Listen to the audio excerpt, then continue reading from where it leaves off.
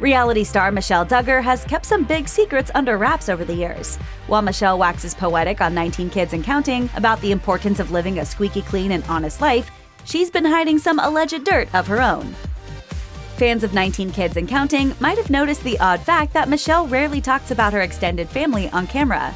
One might reason that her silence is due to privacy concerns, but that theory doesn't add up when you consider that Jim Bob's relatives have made numerous cameos on the series.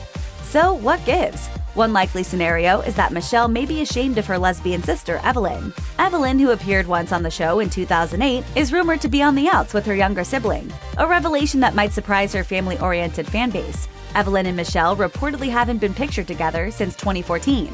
If you ask Evelyn's partner of 3 decades, Sharon Callahan, the awkward situation might be beyond repair, thanks to Michelle's involvement in the Quiverful movement. The Quiverful movement supposedly preaches anti-LGBTQ views, a suspicion that Callahan finds concerning. According to the Daily Mail, Callahan said in December 2014, "We are worried about them. We have often thought that Quiverful is a cult. It appears to be brainwashing to me." Considering Michelle is tight-lipped about pretty much everything besides her kids' weddings and pregnancies, people were understandably shocked when she admitted to struggling with bulimia as a young teen. In a rare moment of candor, Michelle revealed that she became bulimic at age 14 in an attempt to cope with her body image issues. She told People magazine, "I found out that genetically I could put on weight easily, but with my activities, gymnastics, and cheerleading, it was important for me not to. I would look around and compare myself to my friends saying, 'Oh my, she's so small,' or 'she has such skinny legs.' Her condition grew severe." She went on to say, "I didn't tell any of my friends what I was going through. I was doing it sometimes on a daily basis, or sometimes I would go a week. I felt this was the answer to my problems." It was destructive for my health, my life.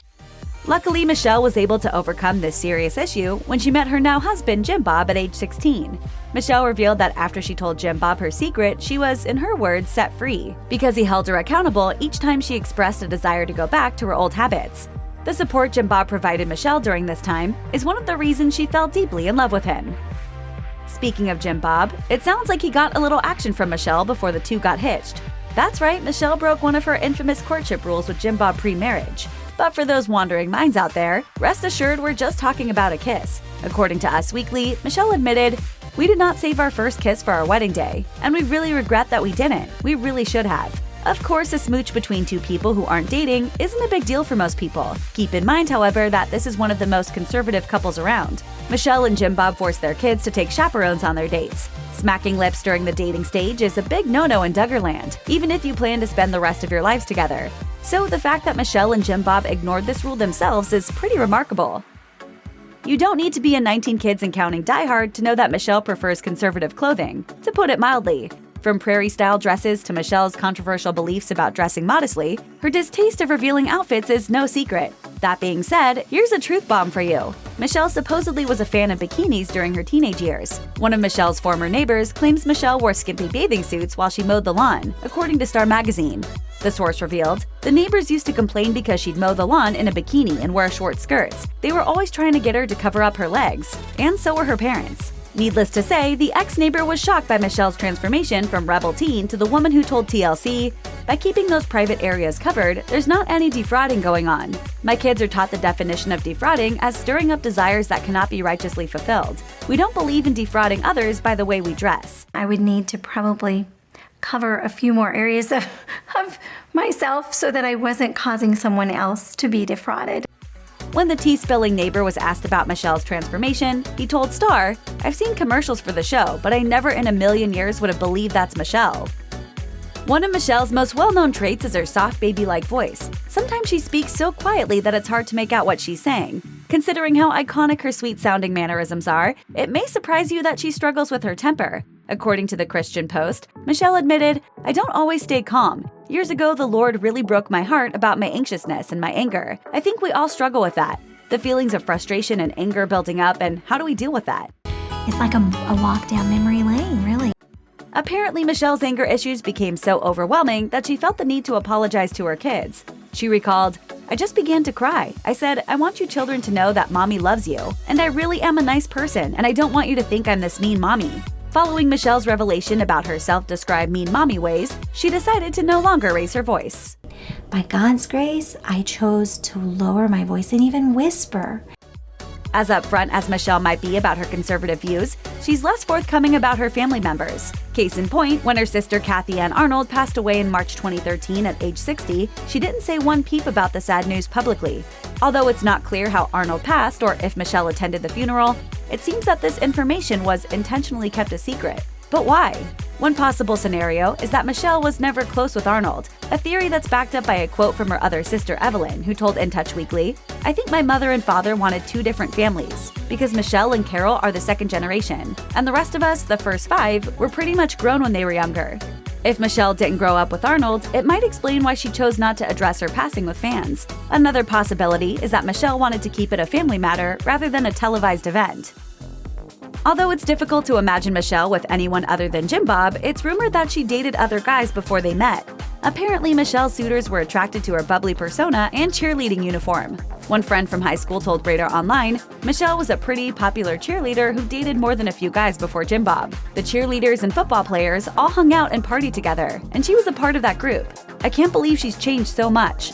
Picturing Michelle as a partying cheerleader is pretty juicy, considering she's adopted an entirely new way of life. Not only does Michelle abstain from drinking, but there's no way she would view casually playing the field as acceptable for her own daughters.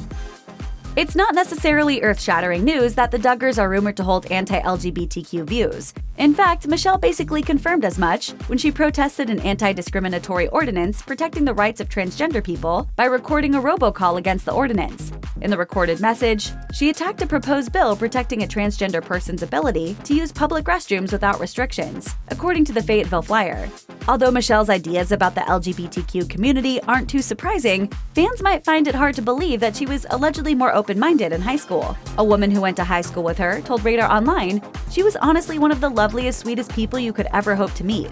Her classmate was reportedly furious about the robocall. The insider added, "I don't understand what has happened to her heart. When you use your words, actions, money, and fame to further discriminate against an already marginalized group of people, you are a hateful bigot." It doesn't take a rocket scientist to figure out how Michelle conceived her 19 kids. You don't end up with a soccer team of kids if you're using contraceptives, right? But as it turns out, Michelle did use birth control at the beginning of her marriage to Jim Bob. What's especially interesting to note is that Jim Bob was the one who spilled Michelle's birth control secret. He wrote in a 2016 blog post, "Believe it or not, when we first got married, we decided we did not want to have children right away. So Michelle began taking birth control pills. 3 years into our marriage, Michelle went off the pill and we had our first child. Then she went back on the pill because we heard it was better to space your children out. But Michelle got pregnant while she was on the pill, and the pill caused her to miscarry." The idea that birth control can cause a miscarriage has been widely dismissed as a myth by top medical professionals. But the story isn't over just yet. Jim Bob also revealed that the couple stopped using birth control because of the miscarriage. He added, "We were so grieved. We had lost our second child. We asked God to forgive us, and we told God we want to follow Him with our lives and receive any blessings He wants to send our way." Considering Michelle is one of the most religious people on reality television, you might assume she had a religious past. But shockingly enough, Michelle didn't grow up in a religious household, and she didn't attend church until she was a teenager. She told Love to Know, "When I was 15, I got saved and committed my life to the Lord. It was the first time I'd ever heard what Jesus had done for me, and I had a hunger to learn about the things of God. A friend went to the same church Jim Bob went to. She invited me to her church." Michelle's religious conversion led her into the arms of an already very religious Jim Bob. She recalled one of their first hangouts saying, "He brought me home and we discussed the Bible for 4 hours. I remember when he left, I looked up and said, 'Father, I can't imagine anyone better than this that you have planned for me. He's such a godly man.'" Lust can be a powerful thing. You never know when it's going to strike. But Michelle has invented a way to nip lustful thoughts in the bud, using a code word. In the 2014 book Growing Up Duggar, the 4 Duggar daughters revealed that when they encountered, quote, someone dressed inappropriately, their family used the code word Nicki to help the men immediately stop thinking those kinds of thoughts about women. The Duggar girls wrote, "That's a signal to the boys and even to Dad that they should nonchalantly drop their eyes and look down at their shoes as we walk past her." According to a source who spoke to People, the Nicki code word is powerful enough that if Michelle utters it, it's always met with immediate action. The source claimed, "They see it and all the boys look straight down to the floor every time. It's like an automatic military thing. Things like that blow my mind." Check out one of our newest videos right here. Plus, even more Nicki Swift videos about your favorite reality stars are coming soon. Subscribe to our YouTube channel and hit the bell so you don't miss a single one.